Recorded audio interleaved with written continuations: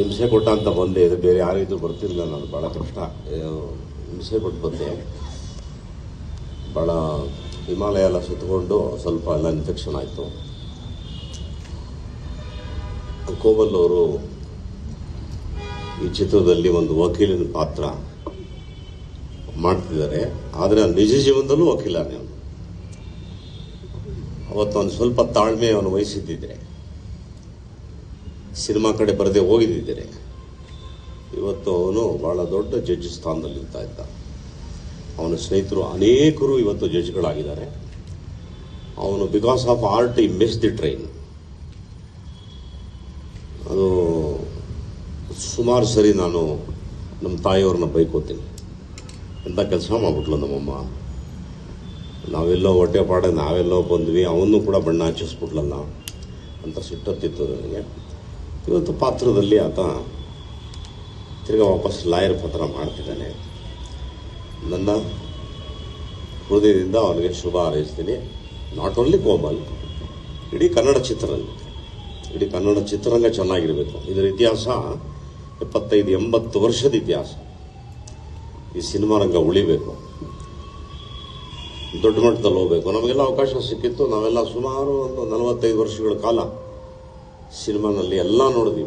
We saw everything, ಎಲ್ಲ ಸಿಕ್ತು ನಮಗೆ. ಮುಂದಿನ ಪೀಳಿಗೆಗೆ ಅದು ಆ ಥರ ಸಿಗಬೇಕು, ನಮ್ಮ ಆಸೆ ಅದು. ತಾತ್ಸಾರ ಮನೋಭಾವ ಇಟ್ಕೊಂಡು 200 ಕೋಟಿ 300 ಕೋಟಿ ಸಿನಿಮಾ ಮಾಡಿದ್ರೆ ಮಾತ್ರ ಸಿನಿಮಾ, ಮಿಕ್ಕಿದೆಲ್ಲ ಸಿನಿಮಾ ಅಲ್ಲ ಅನ್ನೋ ಸ್ಥಿತಿ ಏನು ಬಂದಿದೆ ಮೈಂಡಿಗೆ, ತೆಗೆದುಹಾಕ್ಬೇಕು. ಅದನ್ನು ಉತ್ತಮವಾದ ಅಂಶ ಅದು ಏನೇ ಇದ್ರೂ ಕೂಡ ಸಪೋರ್ಟ್ ಮಾಡಬೇಕು. ಯಾವಾಗ ನಾವು ನಮ್ಮವ್ರನ್ನ ನಾವು ಸಪೋರ್ಟ್ ಮಾಡ್ತೀವಿ ಆವಾಗ ನಮ್ಮತನ ಉಳಿಯುತ್ತೆ, ನಮ್ಮ ಕನ್ನಡ ಉಳಿಯುತ್ತೆ.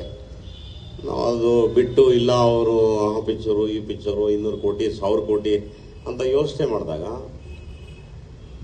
ಕಷ್ಟವಾಗ್ತದೆ. ಹಾಗಾಗಿ ಎಲ್ಲರೂ, ಎಲ್ಲ ಕನ್ನಡದ ಪ್ರೇಮಿಗಳು ಮಾಧ್ಯಮದ ಮುಖಾಂತರ ನನ್ನ ಪ್ರಾರ್ಥನೆ, ನೀವೆಲ್ಲರೂ ಭುಜವಾಗಿ ನಿಂತು ಕನ್ನಡ ಚಿತ್ರರಂಗವನ್ನು ಉಳಿಸ್ಕೋಬೇಕು. ಬರೀ ಚಿತ್ರರಂಗ ಅಲ್ಲ, ಎಲ್ಲ ಮಾಧ್ಯಮವನ್ನು ಉಳಿಸ್ಕೋಬೇಕು. ಇವತ್ತು ಪತ್ರಿಕೆನ ಉಳಿಸ್ಕೋಬೇಕು, ಸಾಹಿತ್ಯನ ಉಳಿಸ್ಕೋಬೇಕು, ಕನ್ನಡತನ ಉಳಿಸ್ಕೋಬೇಕು. ಹೆಮ್ಮೆಯಿಂದ ಕಾಲರ್ ಎತ್ತಿ ನಾವು ಕನ್ನಡ ಅಂತ ಹೇಳಬೇಕು, ನಾಚಿಕೆ ಪಡಬಾರ್ದು. ಇಷ್ಟೆಲ್ಲ ಇದ್ದಾವೆ.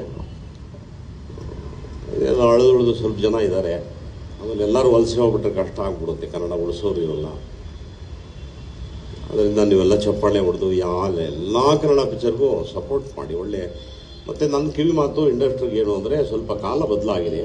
ಹಾಗಾಗಿ ಕತೆ ಮೇಲೆ ತುಂಬ ಗಮನ ಹರಿಸಿ ಒಳ್ಳೆ ಕಂಟೆಂಟನ್ನು ಕ್ರಿಯೇಟ್ ಮಾಡುವಂಥ ಒಂದು ಸ್ವಭಾವನ ನಾವು ಡೆವಲಪ್ ಮಾಡ್ಕೋಬೇಕು. ಇದ್ದಾರೆ, ಬುದ್ಧಿವಂತರಿದ್ದಾರೆ. ಕೂತು ಚರ್ಚೆ ಮಾಡಿ 6 ತಿಂಗಳು ಕತೆ ಮಾಡಬೇಕು, 1 ತಿಂಗಳು ಶೂಟಿಂಗ್ ಮಾಡಬೇಕು. ಇದು ನಮ್ಮ ಸಿಸ್ಟಮ್. 6 ತಿಂಗಳು ಮಾಡಬೇಕು ಕತೆನ, 1 ತಿಂಗಳು ಶೂಟಿಂಗ್ ಮುಗಿಸ್ಬೇಕು. ಅದು ಸಕ್ಸಸ್ಸು. ಆ ಥರ ನಿಮ್ಗೆ ಒಳ್ಳೇದಾಗಲಿ. ನಿಮ್ಮ ಪರಿಚಯ ಆಗಲಿಲ್ಲ ನನಗೆ.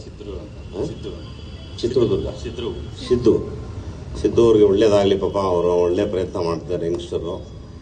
ನಾವು ಮುಂಚೆ ಎಲ್ಲ ಪ್ರೆಸ್ಸಿಗೆ ಬಂದು ಕೂತ್ಕೊಂಡ್ರೆ ನಮ್ಮನ್ನು ನಮ್ಮೆಲ್ಲ ತಲೆಗಳಿದ್ರಲ್ಲ ಯಾರು ಕಾಣಿಸ್ತಾ ಇಲ್ಲ, ನೋವಾಗ್ತದೆ. ಇದಾರೆಲ್ಲ ತಾವು ಹೇಗಿದ್ದೀರಿ? ಭಾಳ ಸಂತೋಷ. ಒಳ್ಳೇದಾಗಲಿ, ಶುಭವಸ್ತು. ಒಳ್ಳೇದಾಗಲಿ. Thank you.